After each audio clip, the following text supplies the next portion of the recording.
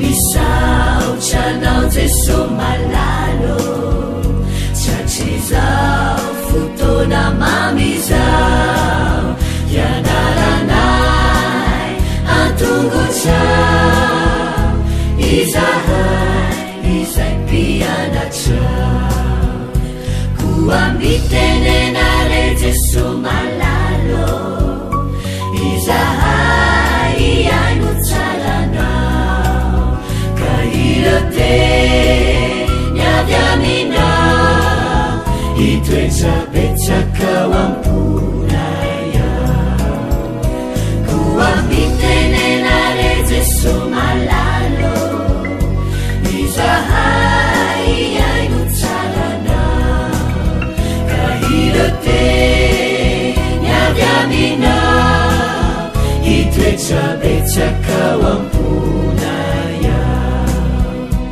Iroteny avy aminao Itoetrapetsaka ao am-ponay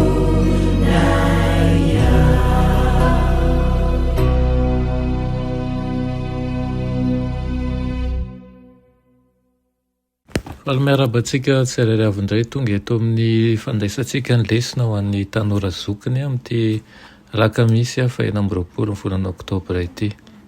Sotran'Andriamanitra hatrany isika noho ny fitiavany sy ny famindram-pony izay arotsany amintsika. Mialohan'ny hidirantsika ny amin'ny lesona anio dia hivavaka isika.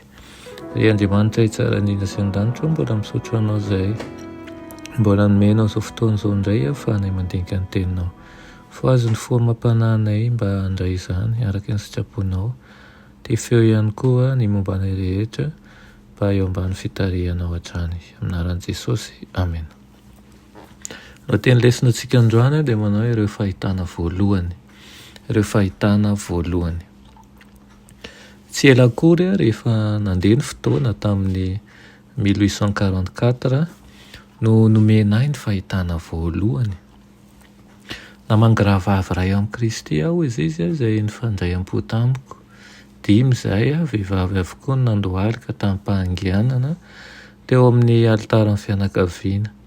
Raha mbola mivavaka izay dia nahatsapa ny herin'Andriamanitra tao amiko tahaka an'izay tsy mbola niainako hatrizay ahako. Toy ny nisy hazavana manodidina ahy ary niakatra avy dia ho avo niala tamin'ny tany aho. Tamin'izay fotoana izay no naseho ahy ireo mpino adventista ny fiainan'i Kristy ary ny valisoa menan'ireo mahatoky. Tamin'ny fahitana faharoa tao aorianan'ny kely ny fahitana voalohany dia naseho ahy ireo fitsapana izay tsy maintsy ho lalovako ary nambara tamiko fa didiko ny mandeha sy manambara amin'ny hafa ny zavatra nambaran'Andriamanitra tamiko. Naseho ahy fa hisedra fanoherana lehibe ny asako ary tsy hatritry ny tebiteby ny voka nefa ampy hanohanay eo amin'ny ampahan-kiviny izany ny fahasoavan'Andriamanitra. Nahaverihevitra ahy tokoa ny fampianarana tao amin'ny fahitana satria manondro ny adidiko amin'ny fandehanana any amin'ny olona sy ny fanehoana aminy ny fahamarinana izany. Zavatra iray tena nampatahotra ahy tokoa dia toy izao. Raha mankatoa ny fiantsonana tao tamiko aho ka andeha hilaza ny tenako ho nofidian'ilay avo indrindra manokana ka nomeny fahitana sy fanambarana ho an'ny olona dia mety ho tonga amin'ny fananjatan-tena izay feno fahotana sy asandratra ho ambonin'izay toerana tokony isy ahy. Ampianjera ny fahatezeran'Andriamanitra amiko izany ary amery ny fanahiko. Nitalao aho fa raha andeha hanambara ny zavatra nasehon'Andriamanitra tamiko dia aoka rovana amin'ny fanandratana tsy mendrika. Hoy ilay anjely manao hoe efa eno ny fivavakao ary hovaliana.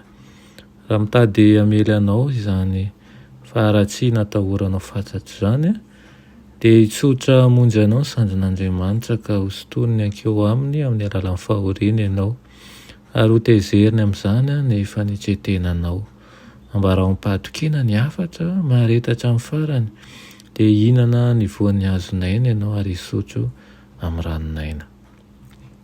Ny vakitsika teo dia ny tantaran'i Madame White amin'ny nandraisany andreo fahitana ny amin'ny fanahny faminaniana, ary ihany koa ny antony na andrahony an'izany, ny tanjona entina ny honan'izany, ary ihany koa ireo izay tokony tsy maintsy ny arehetany ao anatin'izany.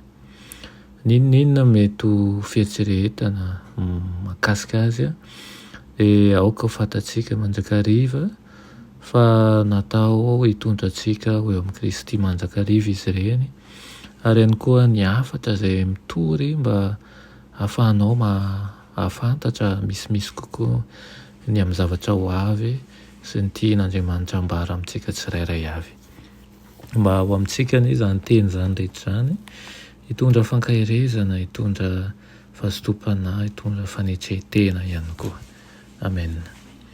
Raha ny malala tsara indrindra mbola misaotra anao ny amin'izany teninao izany amin'ity anio ity, dia misaotra anao Tompo fa miasa mpanomponao tsirairay avy tokoa ianao.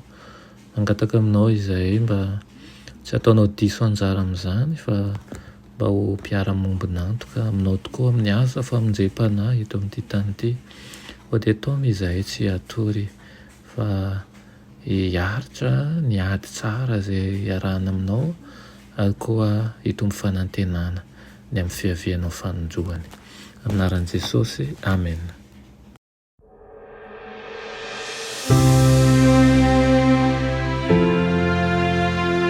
Mianatra eo an-tongotry Jesosy isan'andro.